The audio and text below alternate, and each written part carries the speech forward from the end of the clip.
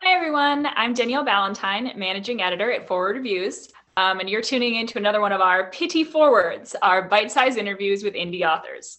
Today, we're talking to Lee McIntyre about his timely title, How to Talk to a Science Denier, Conversations with Flat Earthers, Climate Deniers, and Others Who Defy Reason. So thanks for joining us today, Lee. Thanks for having me. I appreciate it. All right, so one thing that struck me as really interesting within your book is the way that you contend that all science denial, be it flat earthers or anti-vaxxers, is the same. That is that it's rooted in the same flawed reasoning. So can you expand on that a little bit for us here? Yeah, this wasn't something that I came up with. Some cognitive scientists a few years back um, discovered a recipe, a flawed recipe within all science denial, and it's really has 5 steps to it. First, science deniers all cherry pick evidence. Second, they engage in conspiracy theories.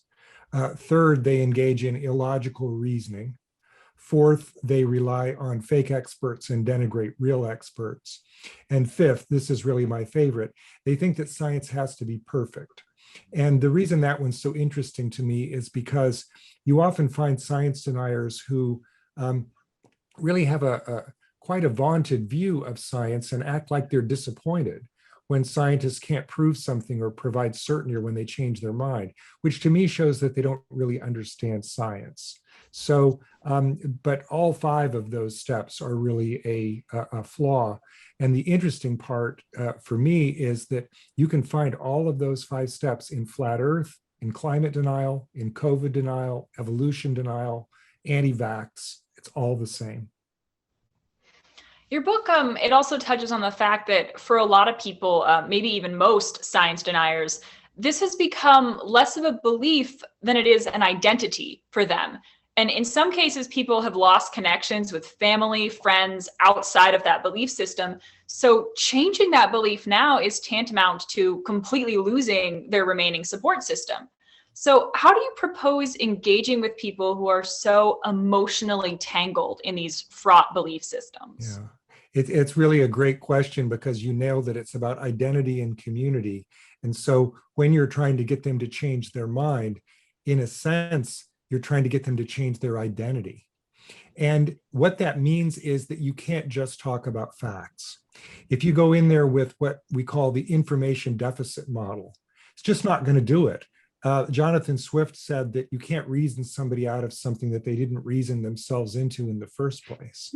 So if you talk to a science denier thinking that it's just about facts and they just need the facts and they'll change their mind, you not only won't convince them, you're in some sense insulting them.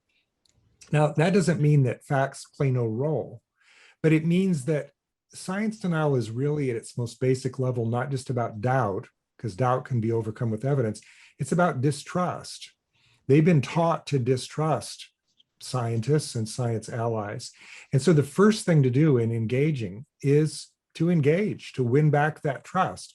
My book is about how to talk to science deniers. Now, notice the title isn't how to convince a science denier, it's how to talk, because you have to talk first in order to even have a hope of convincing them. The evidence shows that even hardcore science deniers, when they do change their mind, that's my dog, sorry about that. When Never they an do, issue. uh, when hardcore science deniers do change their mind, they change it on the basis of a conversation with someone that they trust. It's always through engagement. And then once they trust you, then you can build in the facts. Yeah, and that sort of leads into something else that I got thinking about while reading the book, because I think this issue is something that a lot of us, maybe all of us, have encountered on some level over the past 5, maybe 10 years. And I think it's difficult for us to know when exactly to intervene, when you cross Yes. that line from a harmless idiosyncrasy to a dangerous belief that it's time to challenge with someone that you're concerned about. So what do you recommend to people who are concerned for a friend or loved one, but they're not sure if it's bad enough yet, so to speak? Yeah, it's hard. Sometimes the hardest conversations are with the people that we're closest to. And when you're having that engagement, you need to be calm and patient and respectful. And sometimes that's also the hardest thing to do with the people that we're closest to, right? But you have to do it. And I think that the way to think of it is this: if you're trying to convince them, if you're arguing with them, you're doing it wrong. You're just having a conversation. You're preserving the relationship. You have conversations with them all the time. So if you work from a place of curiosity and you work for, why do you believe that? Why do you trust this source but not that? Tell me, why do you distrust Dr. Fauci, but you trust somebody that you've never even met on Facebook? Who, by the way, if you click a little further, you'll see that they're trying to sell a product. So why are you trusting them? So you can ask sharp questions, but it has to be from a sense of curiosity, not from a kind of a gotcha or, I know it all, that point of view. And so if you just think of it that, this is somebody that I know and love, and we're just having a conversation, that's usually the best.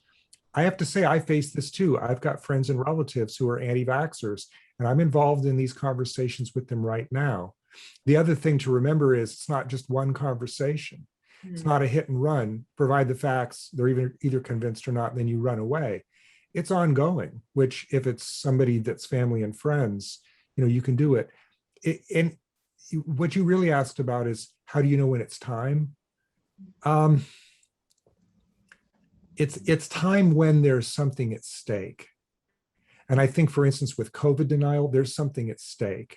And so you have to jump in and at least give it a try. And you can start out by saying to them, this is a difficult conversation for me to have with you because I don't want to offend you, but I love you too much not to speak my mind. Yeah, but I know I've run into that conversation about COVID myself, and it's hard. And sometimes it does feel impossible. But you make the point in your book that getting through is possible. So what do you say to offer any encouragement to those people who just feel like there's no hope left in getting through? And then what do you say to people who maybe have a hard time cultivating the empathy necessary to continue trying? Yeah. So the first question is the easier one, right? So if you have 6 conversations with 6 different people and you strike out in all of them, you might think, well, this is never going to work. So take solace from the fact that it has worked for other people. Google those newspaper accounts. Things like, I used to be an anti-vaxxer. This is how I changed my mind. Or Google Jim Bridenstine, who was a virulent climate change denier, but changed his mind after being head of NASA for a month. Now, how did that happen? He was a rock-ribbed conservative who Trump appointed to be head of NASA because he was a climate denier.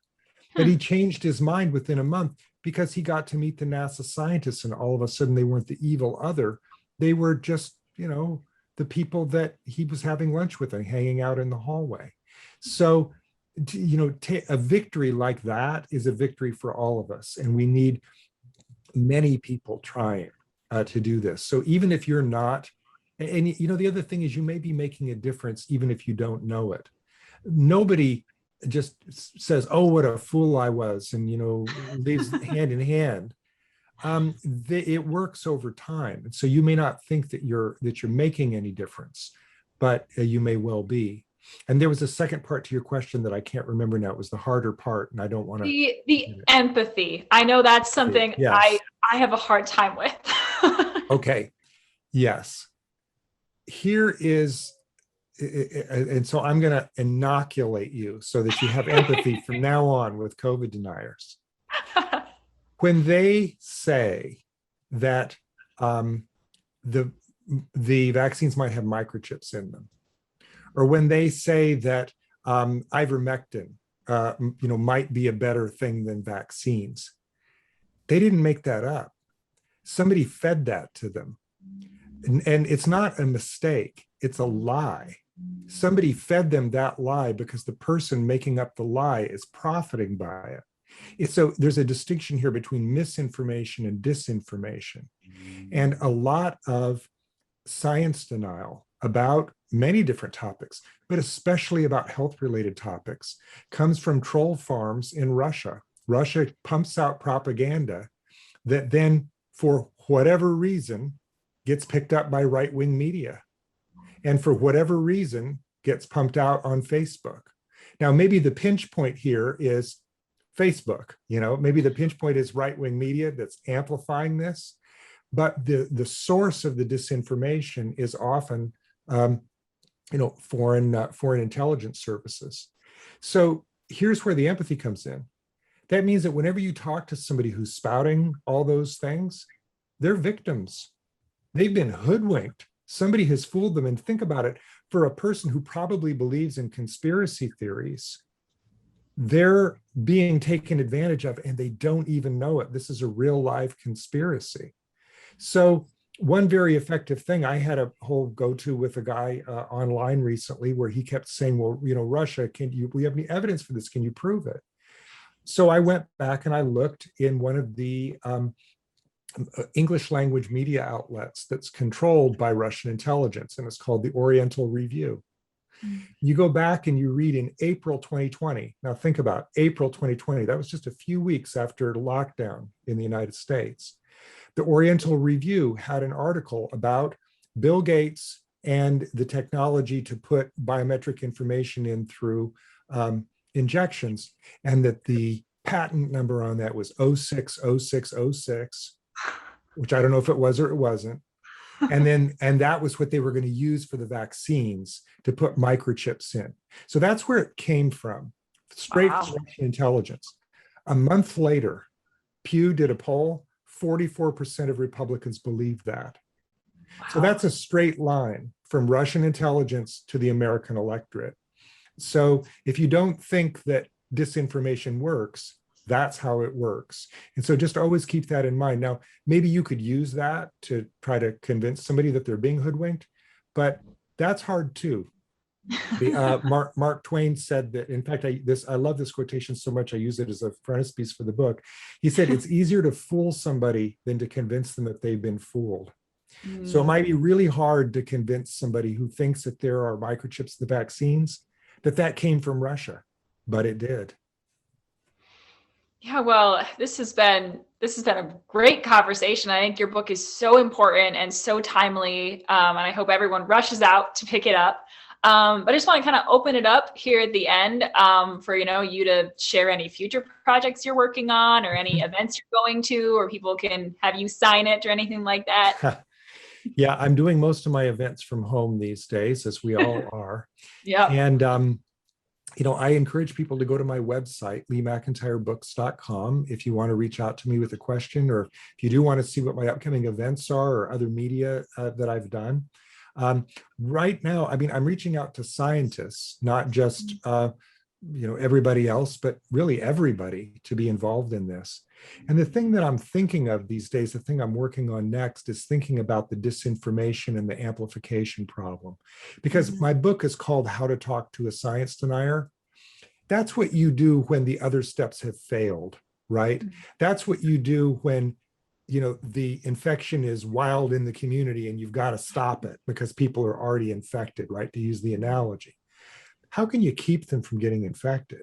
That's what I'm thinking about now. My friend Andy Norman has a terrific book called Mental Immunity, where he's writing about, he's just published this book, thinking about how to inoculate people from bad ideas, like the kind of things that we've been talking about. So I'm thinking about Russian disinformation campaigns and how they get amplified on Facebook and right-wing media. That's what I'm working on next.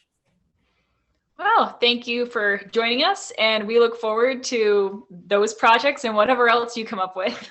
Thanks very much. I enjoyed our conversation.